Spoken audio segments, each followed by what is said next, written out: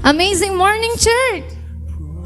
Good morning po sa lahat ng mga lingkod ng Panginoong naririto sa kanyang tahanan upang makisama sa pagpupuri at pananambahan natin sa umagang ito.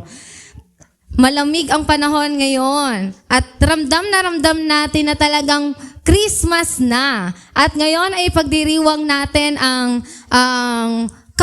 kapanganakan ng ating Panginoon. Talagang ramdam ang diwa ng Kapaskuhan. Kung talagang enjoy ang bawat isa, nagagalak ang bawat isa, inaanyayahan ko po ang bawat isa na tumayo, magbigay ng ngiti sa ating mga kapatiran. Iparamdam ninyo na talagang merry ang Christmas nating lahat with God. Tama po ba?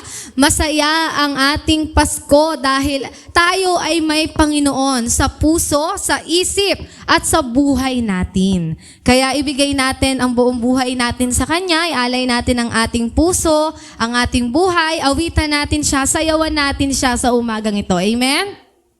Okay. Sabi nga niya sa salita, sa Romans 15:13, May the God of hope fill you with all joy and peace in faith, so that you overflow with hope by the power of the Holy Spirit. And syempre, tayo ay nandito para sa panibagong taon na nagsama-sama tayo to celebrate the Christmas. Sabi nga sa Psalm 65 verse 11, Lord, you crown the year with your goodness. Your paths overflow with rich food. Kasi lagi tayong busog sa pagpapala ng Panginoon. Amen po ba? Amen. Tayo ay busog na busog sa kanyang pagpapala, sa kanyang kapangyarihan at sa kanyang pagmamahal. Hindi tayo pinabayaan ng Panginoon mula nung Enero na ngayon ay Desyembre na ay tayo ay magkakasama pa rin sa piling ng Panginoon. At alam natin na dadako na naman ang panibagong taon na tayo pa rin ay magkakasama. Hindi lang isa, kundi mas marami pa yung madadagdag sa piling ng mga lingkod ng Panginoon. Kaya ngayon, ihahayag natin ang pangalan ng Panginoon, itataas natin ang ating mga kamay para sa Kanya, i-praise natin ang Panginoon, i-worship natin siya kasi He deserves this. Tama po ba?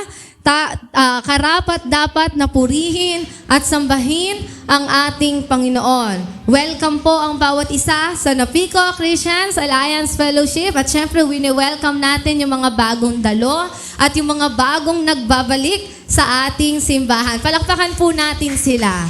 Hey, welcome, Shaira. Welcome na welcome ka pa rin sa NCAP. Okay? And let us pray.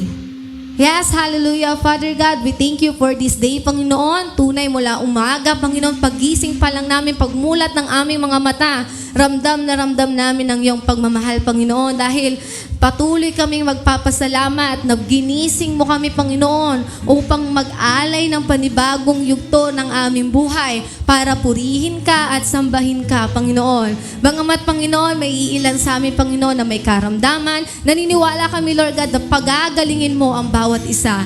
Nararamdaman, Panginoon, yung kapaguran sa mga Christmas party na dadaluhan namin, Panginoon, yung paos ng mga boses namin, Panginoon, yung pagod ng katawan. Pero, Lord God, naniniwala kami, nakasama ka namin, Lord God, sa bawat segundo, minuto, Panginoon, ng buhay namin, Lord God, na pagagalingin mo, palalakasin mo ang aming pangangatawan para sa araw nito, sa oras na ito, maibigay pa rin namin, Panginoon, yung pinaka-fully, yung best, Panginoon, na papuri at pagsamba sa tanging pangalan mo, Lord God.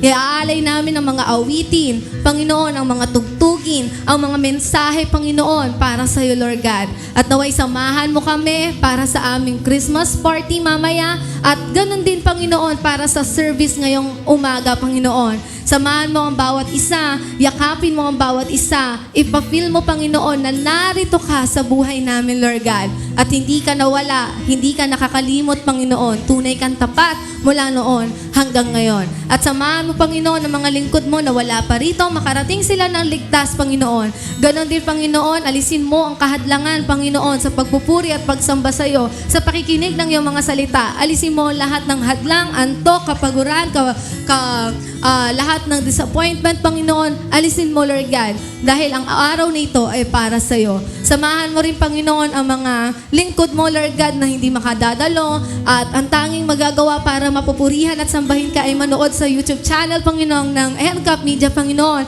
Samahan mo sila, Lord God. Naway magkaroon sila ng galak, ng init, Panginoon, para magpatuloy sa pagpupuri sa iyo. Kahit na hindi sila makadalo sa bahay-sambahan mo. Panginoon, naririto ang mga lingkod mo, patuloy na lumalapit sa iyo, patuloy na hinihiling, Panginoon, ang presensya mo, Lord God, ang iyong pagmamahal, Panginoon. Init na init kami, Panginoon, dahil nararamdaman namin na may Diyos sa buhay namin, Panginoon. Kaya Lord, sa araw nito, mula umpisa hanggang sa dulo ng programa na magaganap para sa umagang ito, kayo ang nais naming makasama. Wala nang iba, Panginoon. Kaya sa iyo, ang papuri at pagsamba sa tanging pangalan mo lamang, o aming Panginoong Jesucristo. In Jesus' name. Amen. Hallelujah. Sabi nga sa Luke 1 verse 14, and you will have joy and gladness, and many will rejoice at His birth. Kasi tayo ay magagalak, tayo ay dapat maging masaya dahil ngayong oras na to, ngayong araw na ito, ipagdiriwang natin ang pinakamahalagang pangyayari sa buhay natin, yung i-remember natin ang kapanganakan ng Panginoon. Tama po ba? Kaya ngayon, we will rejoice at His birth. Amen? Hallelujah! Ipalakpak natin ang ating mga kamay. Sumabay sa awit at tugtugan para sa ating Diyos. Hallelujah! Hallelujah!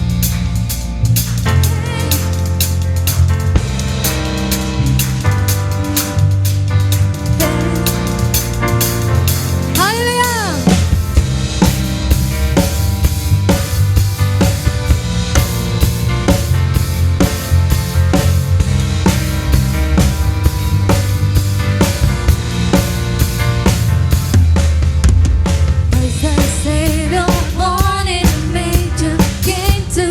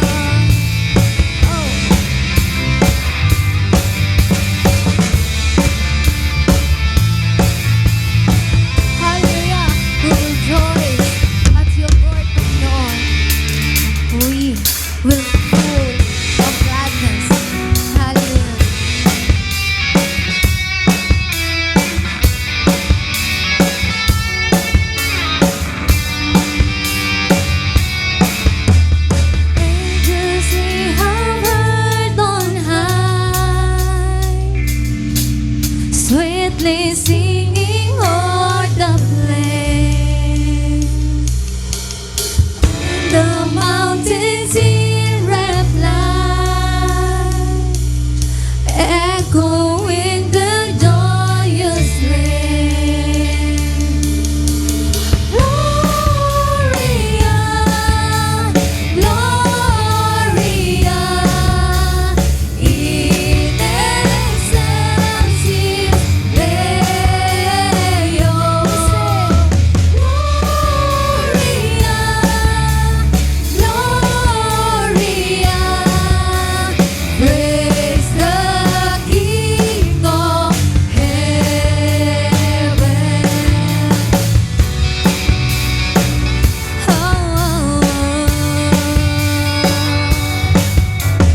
Come to Bethlehem, let's see Him whose birth the angels sing. Come adore on bended knee, Christ the Lord, the newborn King. Gloria, Gloria, in excelsis Deo. Gloria, Gloria, praise the King of heaven. We say glory, Gloria, Gloria, in excelsis Deo. Gloria, Gloria, praise the King of heaven. Oh glory, oh Jesus, you are holy.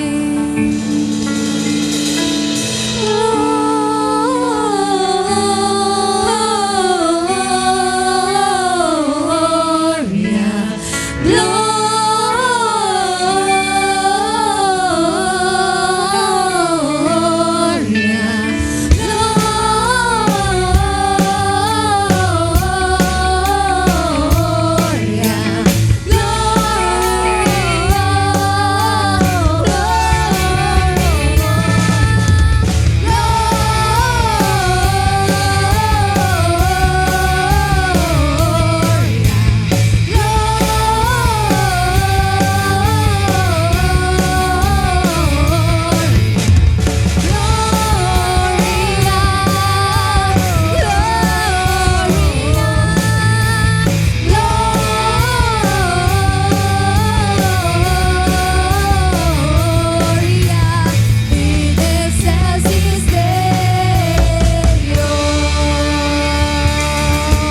Oh Jesus, we celebrate you, God. What a beautiful name, oh God. Hallelujah. Let us sing. Jesus, what a beautiful name. Son of God, Son of man, Lamb that was slain. Joy and peace, strength and hope, praise of those who fear away. Jesus, what a beautiful name.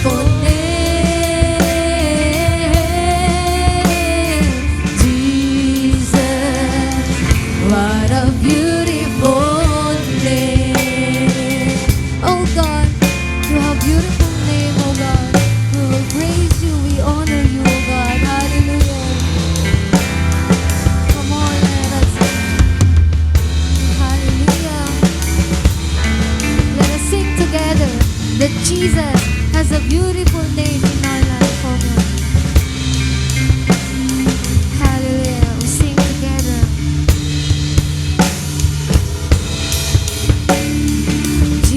Jesus, what a beautiful name. Rescue my soul, my stronghold, lifts me from shame. Forgiveness, security, power and love. Grace that loads of fear away. Jesus, what a beautiful name. Jesus, what a beautiful name. Hallelujah. We appreciate your presence, oh God, in this. Hallelujah.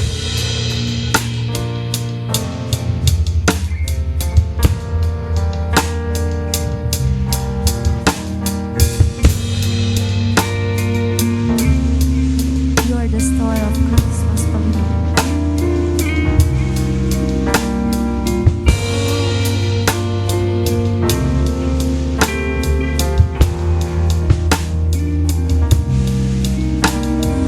Oh, holy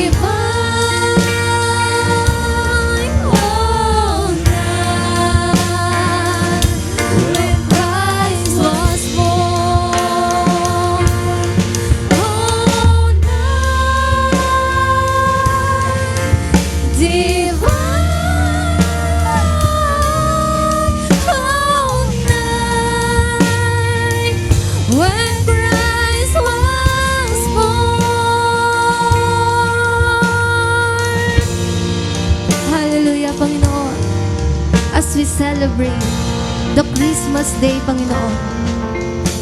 We rejoice for your birth, Panginoon. We are happy to see each of one here in your church, praising you, worship you with gladness. Hallelujah. Sa iyo ang papuri at pagsamba sa tanging pangalan mo lamang na napakaganda, Panginoon, na walang makahihigit sa kahit na sino man. In Jesus' name, Amen. Good morning, everyone. Marami po sa atin ang na-late ngayon kasi siguro masarap yung niluto nila. Malalaman natin mamaya. Tingnan natin.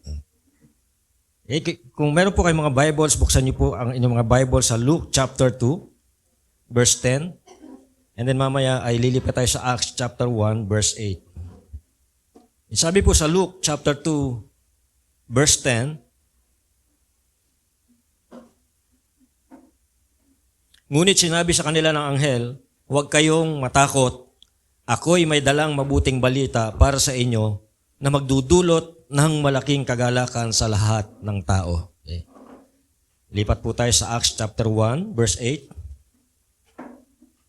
Sabi naman dito sa Acts chapter 1, verse 8, ngunit bibigyan ko kayo ng kapangyarihan, pagbaba sa inyo ng Espiritu Santo, at kayo'y magiging mga saksi ko sa Jerusalem, sa buong Judea at Samaria, at hanggang sa dulo ng daigdig.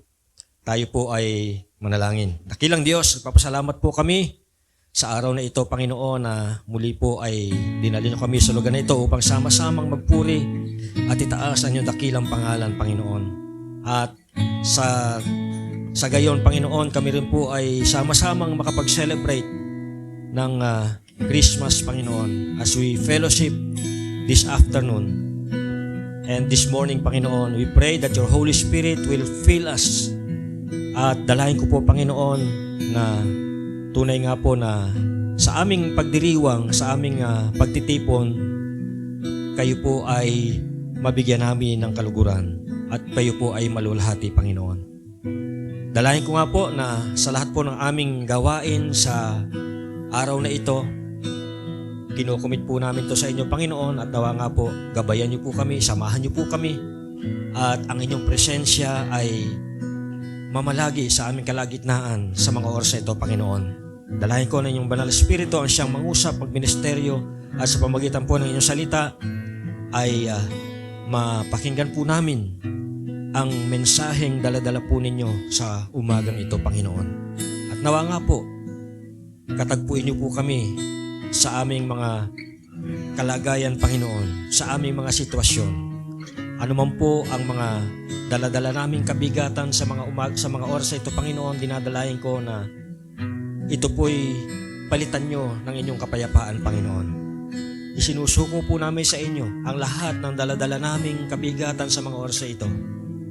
At sa mga oras na ito, Panginoon, hinihiling po namin ng inyong kapayapaan ang siyang maghari sa aming puso at isipan. At danalangin ko rin po na kami po ay tulungan nyo na ang aming focus ay maituon lamang namin sa inyo sa mga oras na ito. Salamat po. Ito ang dalangin sa pangalan ni Jesus. Amen. Good morning again sa inyo lahat. No?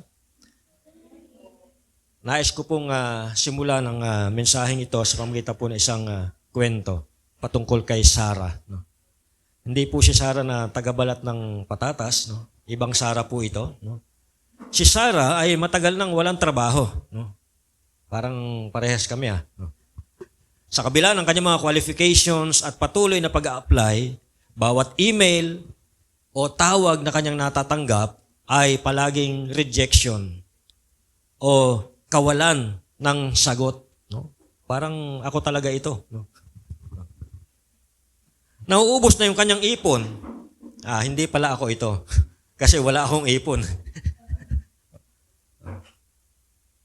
Nauubos na yung kanyang naipon at yung bigat ng pagkabalisa at kawalan ng pag-asa ay bumabalot at nagpapabigat sa kanyang mga balikat. Isang umaga, habang siya'y nakaupo sa kanyang mesa, yan, at umiin mo ng kanyang kape at nakatitig sa kanyang cellphone, bigla itong nag-ring. Sabi nung tumawag, "Hello, si Sarah ba ito?" Tanong nung tumawag. Sabi nung tumawag sa kanya, "Natutuwa kaming ipaalam sa iyo na ikaw ang napili para sa posisyon na ina-applyan mo." Ang sabi nung tumawag, "Congratulations." Napuno ng luha yung mga mata ni Sarah habang pinapasalamatan niya yung tumawag sa kanya. Yung isang tawag na yon ay ganap na nagpabago sa kanyang buhay. Hindi lang tungkol ito sa trabaho, ito'y tungkol sa muling pagkakaroon ng pag-asa, pagkakaroon o pagtanggap ng answered prayers, at yung pakiramdam na ang kanyang mga paghihirap ay hindi nasayang. In other words, nung umagang iyon, si Sarah po ay nakatanggap ng good news. Good morning, Alen, sa inyong lahat. Pangatlong good morning na ito.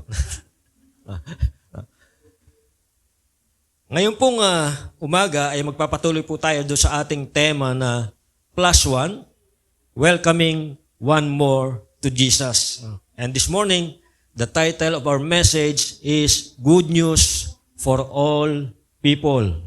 At ito po yung mga series sa ating ito yung mga titles ng series natin for this month, no? Nung first Sunday we talk about the gift of invitation, and then on second Sunday we talk about unlikely heralds, and then making room at the manger, and then today we'll be talking about good news for all people. And then lastly, we'll be talking about the +1 who changes everything. So this morning, the title of our message is Good News for all people. Magandang balita. Ang tanong ko sa inyo ngayong umaga, ano kaya ang inyong mararamdaman kung makatanggap ka ng mabuting balita na magpapabago sa iyong buhay? Katulad ni Sarah na natanggap sa trabahong ina-applyan niya. Ano kaya ang inyong mararamdaman kapag nakatanggap tayo ng mabuting balita na maaaring makapagpabago sa ating buhay? In relation sa mabuting balita ng ating Panginoong Kristo, ito'y hindi lamang nakapagpapabago ng buhay, kundi ito rin ay mayroong walang hanggang kabuluhan o eternal significance. Ang mabuting balita o good news ay para sa lahat ng tao.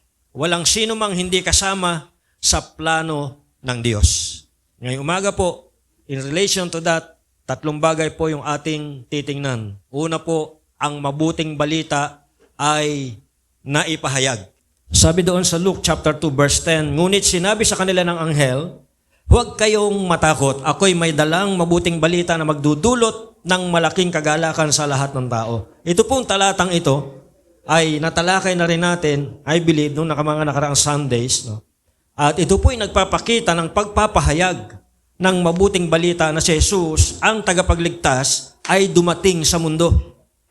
At ito po'y pahayag o kapahayagan ng pag-asa.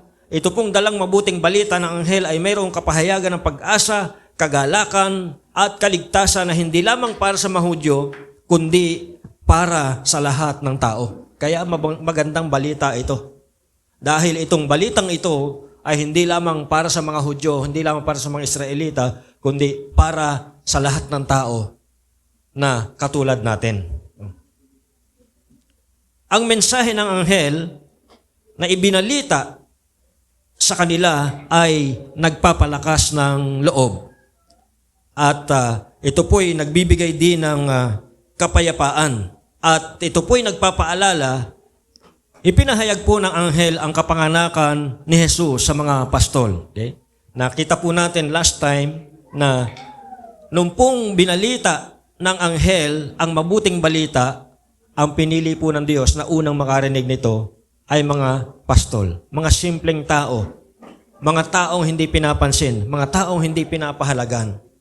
hindi po dinala o ibinigay ang mabuting balita sa mga taong kilala sa lipunan. Hindi po sa mayayaman, hindi po sa mga hari, hindi sa mga prinsipe, kundi sa mga hamak na pastol. At ito pong balitang ito ay pinapahayag ang kapanganakan ng ating Panginoong Hesus. Ipinahayag pong itong una sa mga pastol at katulad na sinasabi ko, mga pangkaraniwang tao na madalas hindi pinapansin sa lipunan. No? Pinagtatalunan po dito yung petsa raw ng kapanganakan ng Jesus ay hindi naman daw talaga December 25. Hindi naman talaga. No? No? So, maganda po yung sinagot ng isang kilalang pastor na nasa tawag doon? Nasa hot seat. Kasi may nagtatanong sa kanya.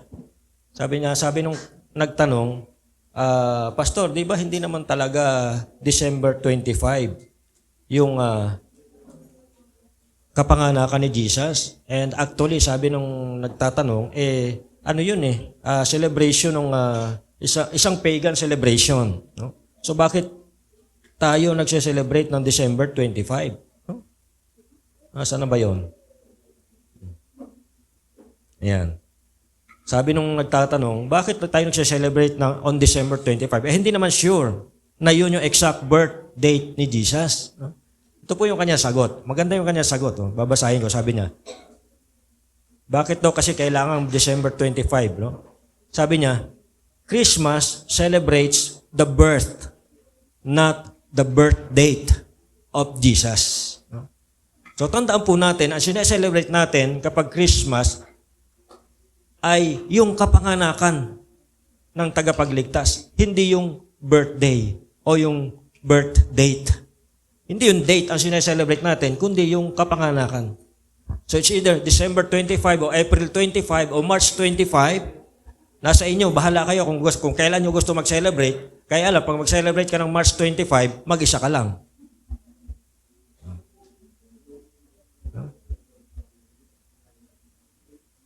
Ito po yung tanong, ito po yung isa pang tanong. Bakit po kailangan December 25 pa? No.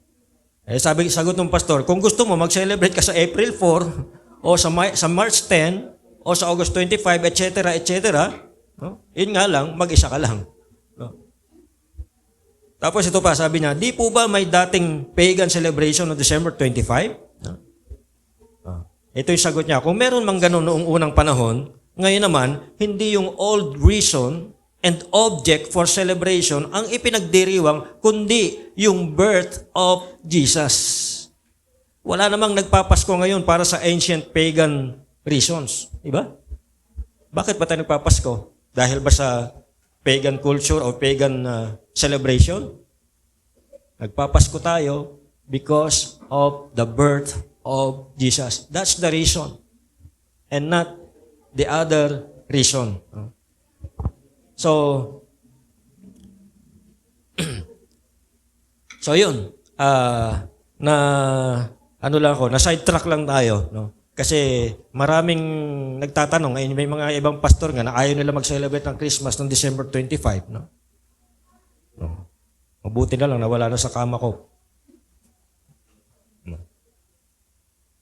So, dito po yung konteksto, titingnan natin. Ipinahayag ng anghel yung kapanganakan ni Jesus sa mga pastol at ang anghel ay nagpahayag ng mabuting balita. Ito yung tumutukoy sa ebanghelyo ng Panginoong Jesus, yung mabuting balita na ang Panginoong Jesus, ang tagapagligtas ay dumating. At itong mabuting balitang ito ay para sa lahat ng tao, ano man ang iyong katayuan, ano man ang iyong pinagmulan, ano man ang iyong lahi, ano man yung iyong background. Ang mabuting balitang ito ay para sa iyo at para sa akin. Itong mabuting balitang ito na dala ng mga anghel ay nagdudulot ng dakilang kagalakan. Ito pong kagalakan ito ay hindi lang nakabase sa kung ano yung sitwasyon. Ang kagalakan ito ay nakabase sa kaligtasan at pakikipagkasundo sa Diyos. Kaya magandang balita talaga ito. Dahil itong balitang ito ay may kinalaman sa kaligtasan at sa pakikipagkasundo natin sa Diyos. No? So, itong mabuting, kanina pa ako nagbubulo sa mabuting balita na yan, no? Magandang balita na lang. No? Itong magandang balitang ito ay personal. Yan. Bakit personal? Kasi si Jesus ay dumating dito sa lupa, nagkatawang tao siya, iniwan niya yung kanyang pagka-Diyos doon sa langit, iniwan niya yung kanyang trono, iniwan niya yung kanyang kalulatian at lahat ng pribilehyo bilang isang Diyos, at nagkatawang tao na muhay bilang isang tao para sa iyo, para sa akin. Kaya personalan talaga ito. Dahil itong mabuting balitang ito ay personal. Dahil dumating si Jesus para sa atin.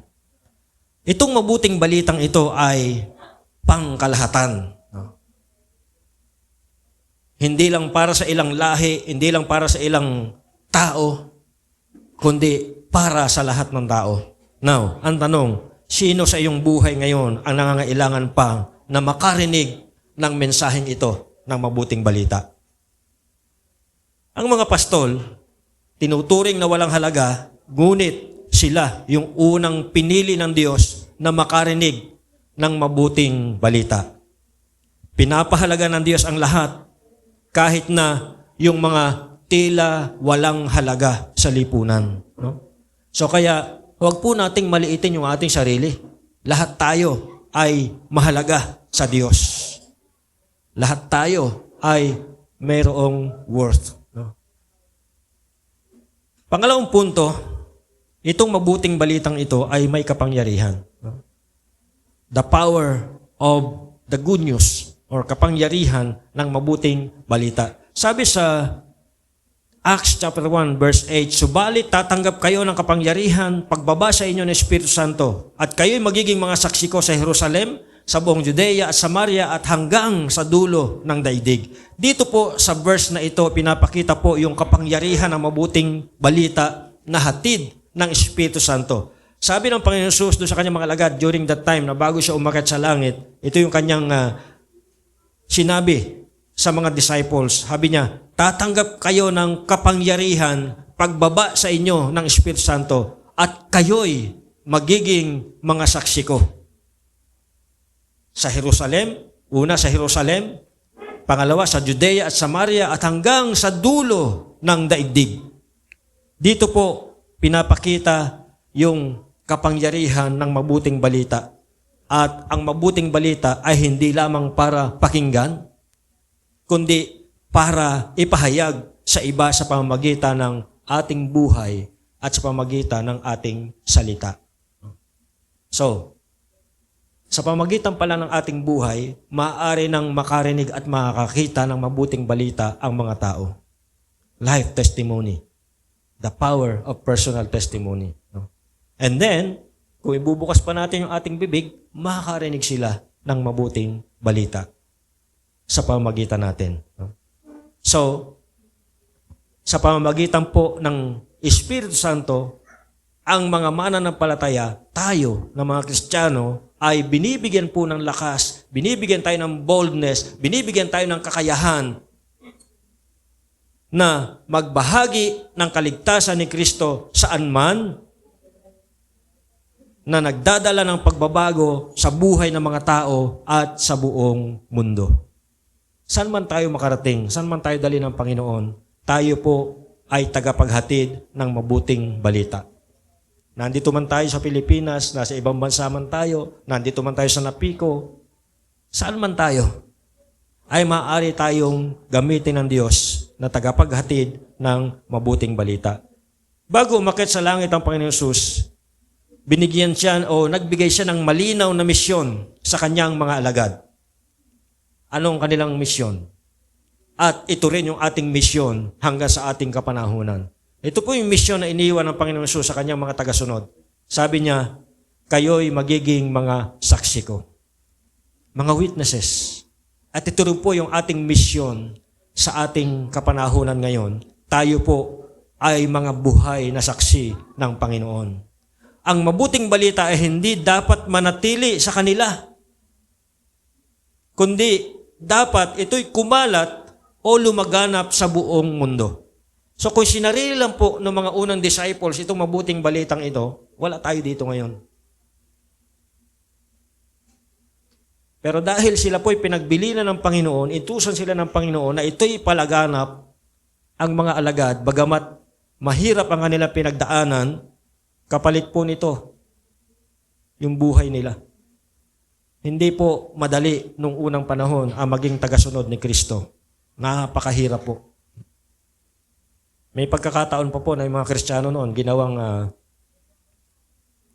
ilaw ng emperor sa kanyang garden. No? Sinindihan ng buhay para magkaroon ng ilaw yung kanyang garden. Hindi po madali yung pinagdaanan ng mga unang disciples, pero hindi po nila sinarili yung mabuting balita. Ito po'y kanilang pinalaganap hanggang sa tayo po ay naabot, nakarating sa atin, kaya nandito tayo ngayon. Ito po'y dapat kumalat. Ito po'y dapat lumaganap sa buong mundo. Pero huwag po tayong matakot dahil meron pong binibigay na kalakasan ang Espiritu Santo sa atin. Tayo po ay pinapalakas ng Espiritu Santo. Siya po'y nagbibigay sa mga Kristiyano. Siya po'y magbibigay sa atin ng katapangan. Ang kailangan lang po natin, sumunod. Obey. Sa pagsunod po natin, ang banal na Espiritu ang magbibigay sa atin ng katapangan, kapangyarihan at kaliwanagan upang ibahagi ang mabuting balita. Saan ba natin dapat ipalaganap ito? Yan, sa Jerusalem, sa Judea, sa Samaria, at hanggang sa dulo ng daigdig. Ano po bang ibig sabihin yan? Ano bang ibig sabihin ng Jerusalem, Judea, Samaria? Yan po ay mga lugar sa Israel during that time, nung unang panahon. No? Ngunit, ito po ay nagpapakita. Hindi po yan literal na lugar sa panahon natin ngayon, kundi ito pong mga lugar na sinasabi riyan ay nagpapakita ng proseso. Ito po yung proseso ng pagbabahagi ng mabuting balita. No? Yan yung process. Paano natin palalaganapin ang mabuting balita? Una, yung Jerusalem na sinasabi riyan ay magsimula tayo doon sa malalapit na tao sa atin. Sino ba yung malalapit sa atin? Pamilya, kaibigan, ano pa? Kaklase, ano pa? Katrabaho, ano pa? Ano pa? Kachat, ano pa? Jowa, ano pa? Komunidad. Yan yung sinasabing Jerusalem dyan. Yung mga taong lagi nating nakakasama, nakakasalamuha, yan yung ating Jerusalem. Mga taong malalapit sa atin. No? Sino naman yung Judea at Samaria diyan? So, pag sinabing Judea at Samaria, lalagpas na tayo ng konti doon sa ating comfort zone. No? Ito naman yung mga nando sa ibang rehiyon, ibang kultura, o mga taong iniiwasan mo. Mga kaaway mo, yan. Ako noon, nung estudyante pa ako, kapag mag-share ako ng gospel, ang ginagamit namin yung 4 spiritual laws. No? So, kapag vacant namin, meron kaming schedule noon na once a year, meron kaming tinatawag na witnessing blitz. So, sa buong isang linggo, meron kaming target number of people na kinakailangan sharean. So, halimbawa, ang kailangan ko sharean ay 20. So, ibig sabihin, sa 5 days ko doon sa campus, kinakailangan ko mag-share ng 5 tao sa isang araw. No? So, kapag naghahanap ako ng sishiran, may mga iniiwasan ako ng mga tao, mga estudyante. No? Kapag nakita ko na mas malaki sa akin, na kayang-kaya akong ibuli, no? Iiwasan ko yon. Pag nakita ko na kabrad, o mga member ng frat, no? Iniiwasan ko yan. No? So, ang hinahanap ko ng mga estudyante noon, yung mga madaling ibuli. No? So, para pag nilapitan ko, hindi tatanggi. No? Walang katanggi-tanggi. No? So kaya nakakalima ako sa isang araw. Yung mga katulad ko rin ng mga introvert ang hinahanap ko. Pagka mga extrovert, iniiwasan ko yan kasi baka mas madaldal pa siya sa akin. So hindi ko matapos yung share ko sa kanya. Baka siya pa ang tawag doon? Magmaniobra ng aming usapan. No? So, yan yung mga taong iniiwasan natin, mga hindi natin kalahi, taga-ibang region, o iba yung kanilang culture. Kasi iba-iba tayo ng pinanggalingan, iba-iba yung culture natin. No? So, yun yung ating Judea at Samaria. Ibig sabihin, ito yung mga tao na lagpas na doon sa mga taong malalapit sa'yo. So, nasa beyond your inner circle na sila. No? So, ito yung mga tao na yon. Yung dulo ng daigdig, sinasabi riyan na dapat ang ebanghelyo, ang mabuting balita, ay makarating sa lahat ng dako. No? Dito pa lang sa Napico, ang dami na nating churches dito. Halos bawat kanto may church. Pero hindi pa rin nasasaturate ng gospel itong buong Napico. So, dito pa lang, ang dami na rin dapat na mashiran. Hindi natin kinakailan lumabas pa ng Napico. Dito pa lang sa loob ng Napico, ang dami-dami na. No? Naghihintay lang yung iba dyan. No? So, yun po yung proseso. Magsimula tayo doon sa mga inner circles natin, malalapit sa atin, and then after that, yung mga nasa ibang culture, ibang region, ibang o mga taong hindi natin palaging nakakasama o nakakausap. No? So, again, ang mabuting balita ay para sa lahat ng bansa. Ito po'y walang limitasyon. Ang kaligtasan na iniaalok ng Panginoon Hesus sa lahat ng tao ay walang limitasyon. Hindi lang ito sa Pilipinas, hindi lang ito sa US, kundi sa lahat ng bansa, maging sa China, sa Iran, sa Iraq, sa Middle East. Ito po ay para sa lahat. Kaya may mga missionaries po tayo na nasa Middle East, sa China, sa Japan, dahil ito pong mabuting balitang ito ay kinakailangang makarating sa lahat ng bansa dahil ito'y walang limitasyon. Ang tanong ngayon, how can you rely on the Holy Spirit to share the gospel? Saan ka tinatawag ng Diyos na maging saksi niya? Ayan. Pag-isipan po natin ito. Saan ka ba tinatawag ng Diyos na maging saksi niya? Magsimula ka kung nasaan ka. At i-desire mo na lumago pa. Kung ikaw nagtatrabaho, baka dyan ka tinatawag ng Diyos na maging saksi niya. Kung ikaw nag-aaral, baka dyan ka tinatawag ng Diyos. Kung ikaw nagtuturo, mas marami kang opportunity dyan. So, magsimula tayo kung nasaan tayo at gagamitin tayo ng Diyos. No? At siyempre, i-desire natin na tayo ay lumago pa. Kilala nyo ba yan?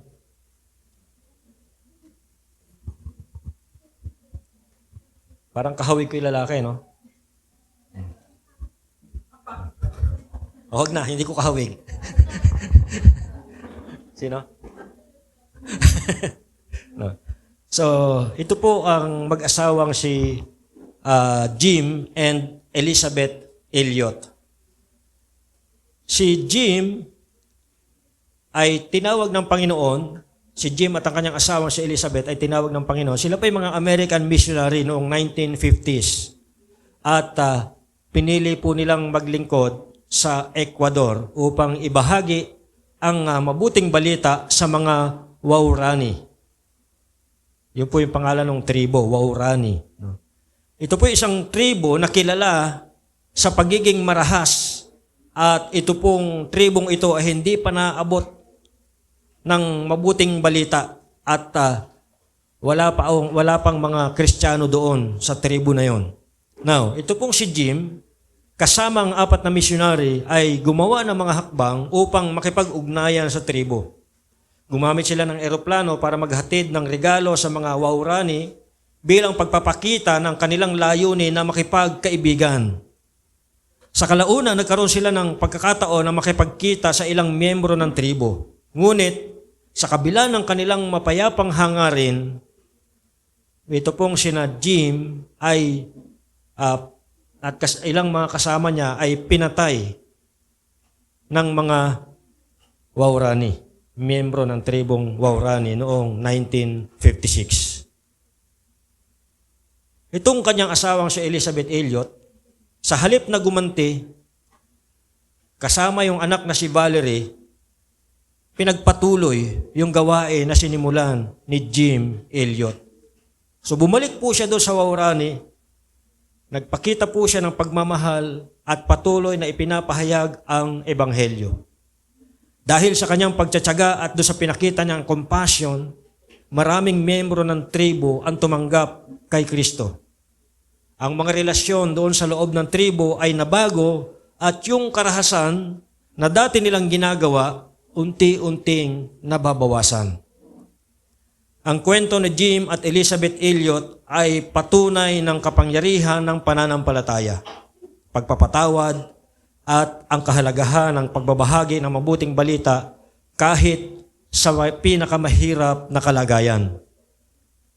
Ang kanilang sakripisyo ay nagdulot ng pagbabago sa isang buong komunidad at naging inspirasyon ito sa maraming Kristiyano sa buong mundo. Sa pangatlong punto, the response o pagtugon sa mabuting balita. Ang pagtugon sa mabuting balita ay nangangahulugan ng pagtanggap kay Jesus bilang tagapagligtas at Panginoon sa pamamagitan ng pananampalataya at pagsisisi. Ito'y pagtalikod sa kasalanan, pagsunod sa kanyang mga utusan at pamumuhay ayon sa kanyang kalooban. Bukod dito, ang pagtugon ay nagdadala rin ng tungkulin sa ating mga tagasunod ni Kristo na tayo po ay magbahagi ng mabuting balita sa iba. Kaya ngayon tema natin ay +1, welcoming one more to Jesus. Ang tunay na tugon sa mabuting balita ay nagdudulot ng pagbabago sa puso at pamumuhay. Kaya po nung tumugon tayo sa mabuting balitang ito, nung tayo tumanggap sa Panginoon bilang Panginoon tagapagligtas, napapansin niyo po ba? Nagbago yung buhay niyo? O walang nagbago? Yun lang ang malungkot pag walang nagbago. No? Pero di ba, mapapansin mo, uy, hindi na ako nagmumura. Huh? Di ba? Uy, once a week na lang ako magsinungaling. Dati, araw-araw. At least, no? So, ang tunay na pagtugon ay nagdudulot ng pagbabago sa buhay ng isang tao na tumugon sa mabuting balita. Sa isang tao na nanampalataya sa Panginoon bilang kanyang Panginoon tagapagligtas ay mayroong dulot na pagbabago. So, ang mabuting balita ay kinakailangan mayroong tugon. Kinakailangan mayroon tayong response. Hindi ito basta information lang, kundi ito'y isang paanyaya. Sa isang tao na makakarinig ng mabuting balita, kinakailangang magkakaroon ng tugon. Dahil ito'y nag-aanyaya na una ay manampalataya. Manampalataya kay Jesucristo bilang tagapagligtas. Diba sabi sa John 3:16, "For God so loved the world that He gave His only begotten Son, that whoever believes in Him should not perish but have eternal life." So, ang isang tao, kapag namanampalataya kay Kristo, siya po'y magkakaroon ng kaligtasan. Magkakaroon ng buhay na walang hanggan. Hindi na siya mapapahamak, kundi magkakaroon siya ng buhay na walang hanggan. Ano pang tugon ang kinakailangan dito? Kinakailangan tanggapin. Ano ba yung kinakailangan tanggapin? Yung kagalakan at pagbabagong hatid sa atin ng Panginoon. And then, lastly, ibahagi. No? So, kapag ang isang tao nakarinig ng mabuting balita, ito po yung mga responses. Una, manampalataya, tanggapin, at ibahagi ang mensaheng ito sa iba. Yung narinig nating mabuting balita, kinakailangan i-share din natin sa iba para marinig din nila itong mabuting balitang ito. May mga halimbawa po sa Biblia. Halimbawa, yung mga pastol doon sa Luke chapter 2, 17 to 18. Matapos silang marinig at makita ang mabuting balita, binalita ito sa iba. Pinamahagi nila itong mabuting balitang ito sa ibang mga kasama nila at sa ibang mga tao doon sa kanilang komunidad. Yung kanilang kagalakan ay talagang nakakahawa at hindi nila mapigilan yung kanilang sarili na ipamalita yung mabuting balita na narinig nila. Hindi nila mapigil yung kanilang sarili na magpatotoo doon sa mga taong nakakausap nila. Kaya itong mabuting balita ay lumaganap, mabilis na lumaganap, mabilis kumalat dahil sa mga pastol na ito na hindi nila mapigil yung kanilang sarili, kinakailangang maipamalita ko itong magandang balitang ito na narinig ko sa mga anghel. Isa pang halimbawa sa Biblia ay ang mga alagad, yung mga disciples ng Panginoon. Sinunod nila yung utos ng Panginoong Hesus doon sa Acts chapter 1 verse 8. Ipinangaral nila ang mga ebanghelyo ng buong tapang at sa pamamagitan nila ay binago ang mundo sa pamamagitan ng kapangyarihan ng Espiritu Santo. Again, may tanong po ako sa inyo. Nakatugon ka na ba sa mabuting balita? Sa madaling salita, inanyayahan mo na ba ang Panginoong Hesus sa iyong buhay? Tinanggap mo na ba siya sa iyong buhay bilang Panginoong tagapagligtas? Kung hindi pa, inaanyayahan ka niya ngayon na siya ay papasukin mo sa iyong buhay. Pangalawa, sino sa iyong buhay ang kailangan pang makarinig ng mabuting balita? Sino? Yung nasa Jerusalem mo na kinakailangan pang makarinig ng mabuting balita. Sino sa Judea at Samaria mo ang kinakailangan pang makarinig ng mabuting balita? Gagawin mo ba ang ginawa ng mga pastol at mga alagad na buong tapang na nagbahagi ng mabuting balita? Ito siguro, ayan, kilala nyo na yan. Sinong umabot sa kanya? Inabot mo? 1807. So siya po ay nabuhay noong 1725 hanggang 1807. Sino ba si John Newton? Ang buhay po ni John Newton ay nagsimula mula sa kasalanan tungo sa kaligtasan. Si John Newton, kung hindi nyo na itatanong, ang may akda ng kilalang awit na tadan! Anong awit ito? Isa siyang hymn, no? Na kilalang kilala. Kinakanta ito kapag may libing, kinakanta ito sa church, no? Sa may bahay? Hindi yun.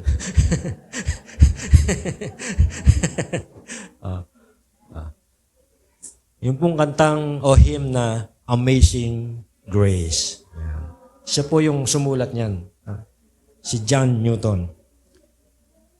Ang buhay po ni John Newton ay isang patotoo ng pagbabago na dulot ng pagtugon sa Ebanghelyo. Siya po ay isang dating mangangalakal ng alipin o slave trader. Siya po ay namimili ng mga alipin at ibinibenta niya. Nung unang panahon po kasi, yung mga slave ay parang kasangkapan na pwede mong bilhin at ibenta. Particularly yung mga black, yung mga itim. No? Ito po yung madalas yung mga nagiging alipin na binibili at ibinebenta ni John Newton. So nagpupunta po siya sa mga lugar na kung saan ay pwede siya makabili ng mga tao na magiging alipin at dadali niya sa marketplace at doon naman niya ibebenta. So ito yung kanyang negosyo. Ito yung kanyang pinagkakakitaan. At siya rin po ay kilala sa kanyang immoralidad at kawalan ng takot sa Diyos. Now, sa kabila ng kanyang malupit na pamumuhay, nakaranas siya ng matinding pagkilos ng Diyos sa kanyang buhay. Isang araw, habang nasa gitna sila ng karagatan, dumaan ang isang malakas na bagyo. Sa gitna ng takot at kawalan ng pag-asa, nanalangin si Newton sa Diyos. So imagine, hindi siya naniniwala sa Diyos, wala siyang takot sa Diyos, pero this time, dahil may malakas na bagyo at sila nasa gitna ng karagatan, natuto siyang mag-pray. So nag-pray po siya. Nag-pray po siya sa Diyos na noon ay hindi niya pinaniniwalaan. Sa kabila ng kanyang kasalanan, naranasan niya ang awa at kaligtasan ng Diyos. At sila po ay nakaligtas sa malakas na bagyo. Dito po nagsimula, ito yung naging simula, yung pangyayaring ito, na siya po ay nagbalik loob sa Diyos. Tumalikod si Newton sa kanyang dating buhay at buong pusong tumanggap sa mabuting balita. Sa kalaunan, iniwan niya yung kalakalan ng alipin at siya po ay naging isang ministro ng Ebanghelyo. Ang kanyang patotoo ay naipahayag sa kanyang mga awitin, particular po yung Amazing Grace, na nagpapahayag ng dakilang biyaya ng Diyos na nagligtas sa isang taong ligaw katulad niya. Sabi doon, I once was lost, but now I'm found. Was blind, but now I see. Ang kanyang buhay ay patunay na ang pagtugon sa Ebanghelyo ay nagdadala ng lubos na pagbabago mula sa kasalanan patungo sa bagong buhay na nakaugat sa biyaya at pag-ibig ng Diyos. Mga kapatid, again, ang mabuting balita ni Hesukristo ay para sa lahat. Ito'y mensahe ng pag-asa para sa mga nawawala ng pag-asa. Mensahe ng kagalakan para sa mga pagod at nalulungkot. At kaligtasan para sa mga makasalanan. Ito'y personal, ngunit pangkalahatan din. Tayo ay tinatawag ng Diyos upang ibahagi ito sa lahat ng tao. Ito po yung pangwakas na panawagan para sa ating lahat. Una, tanggapin natin ang mabuting balita kung hindi pa natin ito natatanggap. Pangalawa, ibahagi ang mabuting balita sa iba sa tulong at kapangyarihan ng Banal na Espiritu. At sa Romans chapter 10 verse 15, ito po yung sinasabi, o kay gandang pagmasdan ang pagdating ng mga nagdadala ng magandang balita. God bless you all. And this time, makakarinig po tayo ng isang Christmas carol. Kaya ihanda nyo na yung inyong mga pamasko dahil kakantahan po tayo ni Marco ng isang pamaskong awitin.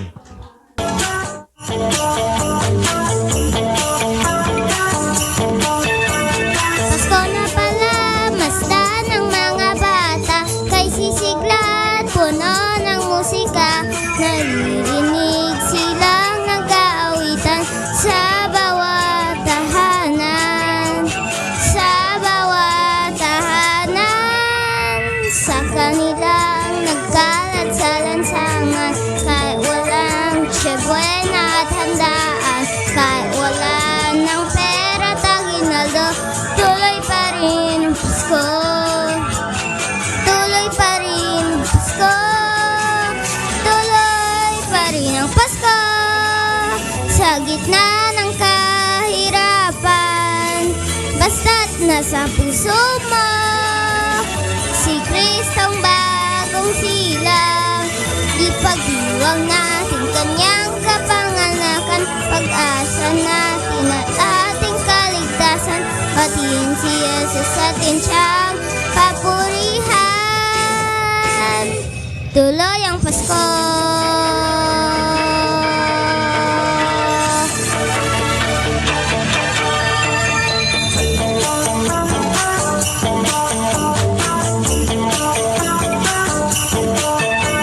Pasko na pala, masdan ng mga bata, kay sisigla at puno ng musika.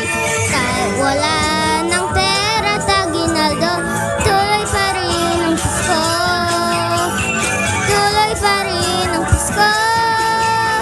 Tuloy pa rin ang Pasko. Sa gitna ng kahirapan, basta't nasa puso mo, si Kristo ang bagong silang. Ipagdiwang natin kanyang kapanganakan, pag-asa natin at ating kaligtasan. Batiin si Jesus atin siyang papurihan.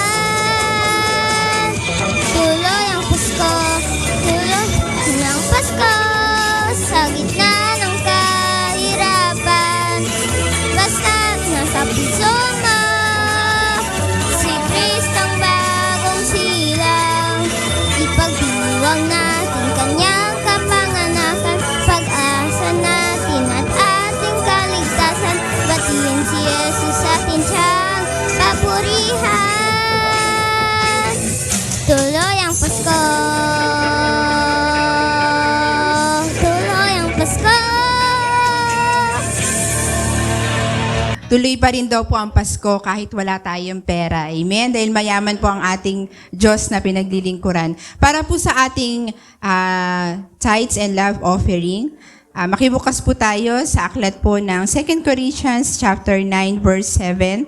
Ang sabi po dito, each of you should give what you have decided in your heart to give, not reluctantly or under compulsion, for God loves a cheerful giver. And God is able to bless you abundantly, so that in all things at all times, having all that you need, you will abound in every good work. Praise God. Pagpalain po ang kanyang salita. Maaari na po tayong magbigay.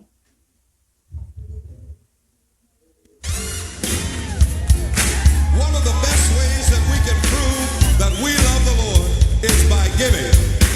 Amen. And we're going to sing a song about giving, and it's got some hand motions, and I want you to join with me, okay? Will you do that? Here we go. Watch me. Give, and it will come back to you. Good measure, pressed down, shaken together, and running over. Give, and it will come back to you. Give to the Lord. Help me out now. Here we go. Give, and it will come back to you. Good measure, pressed down, shaken together, and running over. Give, and it will come back to you.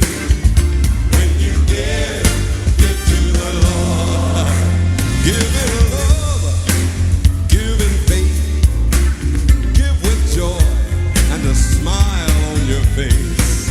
Give as the Lord has given to you.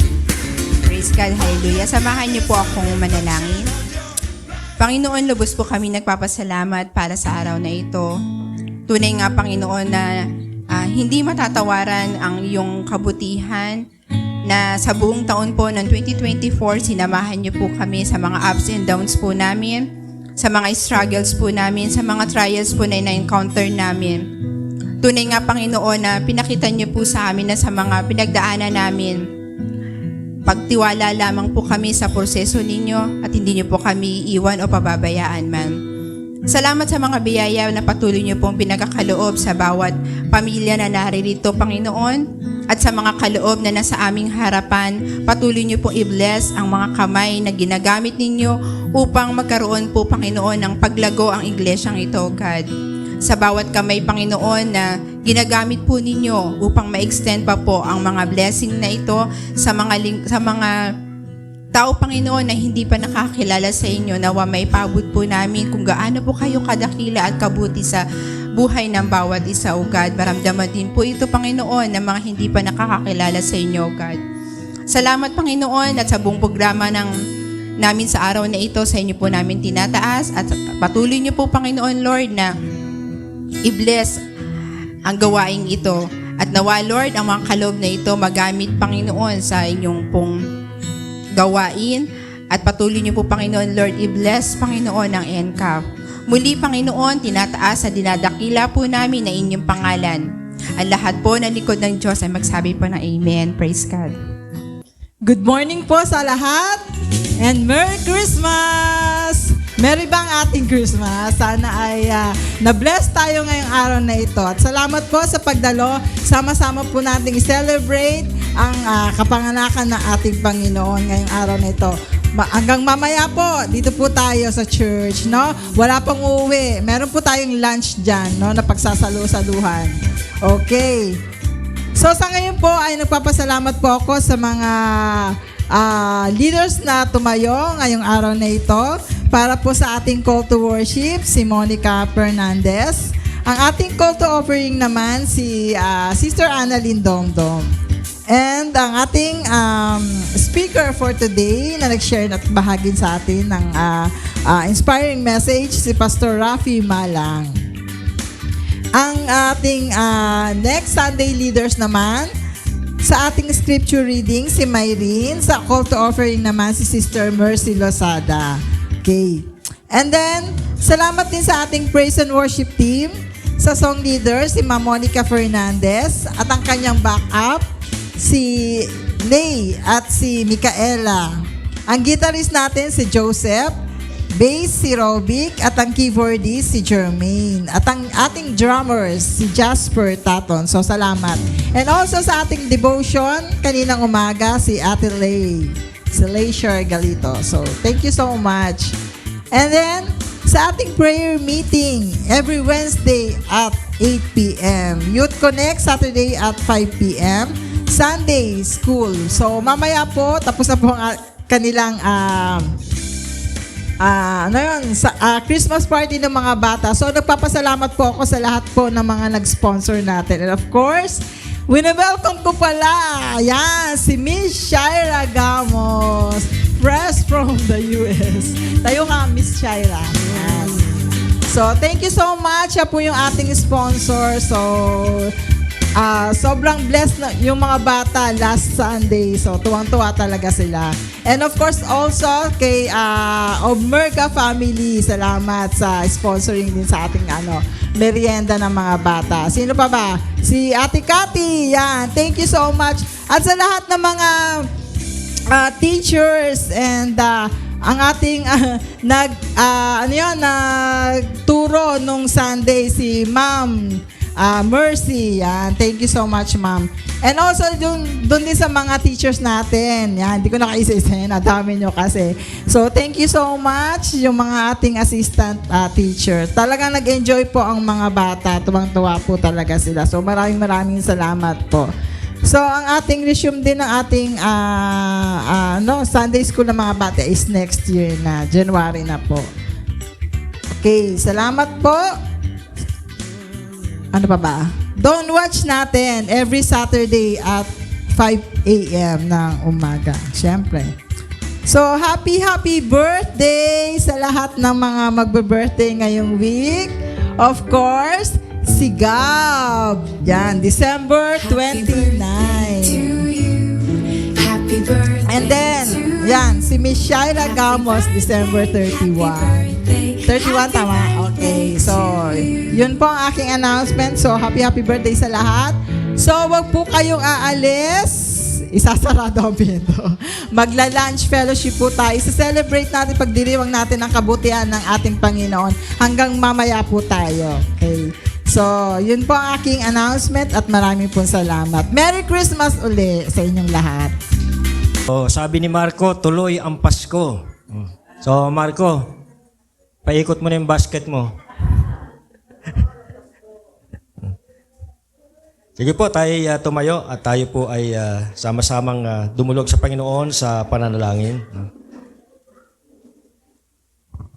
Hallelujah. Salamat Panginoon sa araw na ito na kami po ay sama-samang makapag-celebrate ng Christmas at nawa Panginoon sa aming fellowship ay patuloy kang maluwalhati at mag-enjoy po ang bawat isa sa fellowship na ito Panginoon. At dinadalain ko po na sa aming celebration ng Christmas, patuloy po na kayo po ang maging sentro ng aming selebrasyon at maging sentro ng aming pamilya, Panginoon. At dinadalain ko nga po na hindi po kami tumingin sa regalo o sa anumang handa na aming ihahanda o mga regalo na matatanggap, kundi ang aming pong tingnan ay ang tunay na mensahe ng Pasko na kung saan kayo po ay nagkatawan tao, pumunta dito sa lupa at namuhay nakasama ng mga tao upang kami po ay magkaroon ng pagkakataon na ma-reconcile sa Diyos Ama at magkaroon ng kaugnayan bilang mga anak po ninyo, Panginoon. Salamat po sa mensahe ng Pasko. Nawa nga po, ito pong magandang balitang ito na aming tinanggap ay hindi po kami patahimikin ito. Katulad ng mga pastol na hindi po sila nanahimik at ito po ay kanilang ipinamahagi. Ito po ay kanilang ipinalaganap sa mga taong kilala nila, sa mga taong nakakasalamuha nila. Nawa nga po sa aming Jerusalem, Panginoon, bigyan niyo po kami ng wisdom, ng katapangan upang ang inyong mabuting balita ay maipahayag, maibahagi sa aming Jerusalem, sa aming Judea at Samaria at hanggang sa dulo ng daigdig ito po'y lumagana, Panginoon, at maabot ang lahat ng tao. Salamat, Panginoon, dahil kami po nananampalataya sa inyo ay nagkaroon ng buhay na walang hanggan. At salamat dahil sa ngayon po ay pinaghahanda niyo po kami ng aming matitirhan doon po sa inyong kaharian. And one day kayo po'y babalik upang kami po ay kuhanin at makasama po ninyo sa inyong kaharian magpakailanman. Salamat po sa dulot ng mabuting balita sa aming buhay, Panginoon. Na kami po ay nagkaroon ng kaligtasan sa pamagitan po ng ginawa ninyo sa krus ng Kalbaryo. At nawa nga po, Panginoon, sa selebrasyon ng Paskong ito, Panginoon, hindi po kami titingin o maghahanap sa kung ano yung wala sa amin. Kung hindi, taos puso kami magpapasalamat sa kung ano ang meron kami ngayong Pasko. Dalayan ko, Panginoon, na malugod ka po sa lahat ng aming selebrasyon na gagawin. Sa bawat pamilya na magse-celebrate ng Christmas, kayo po, Panginoon, ay mabigyan ng kaluwalhatian. At sa kabila ng kakapusan, mag-enjoy pa rin ang bawat pamilya, Panginoon, itong darating na Pasko. Pagpalain ka nawa at ingatan ni Yahweh, naway kahabagan kanya at subaybayan. Lingapin ka nawa niya at bigyan ng kapayapaan. Amen. Amen. Amen. Amen.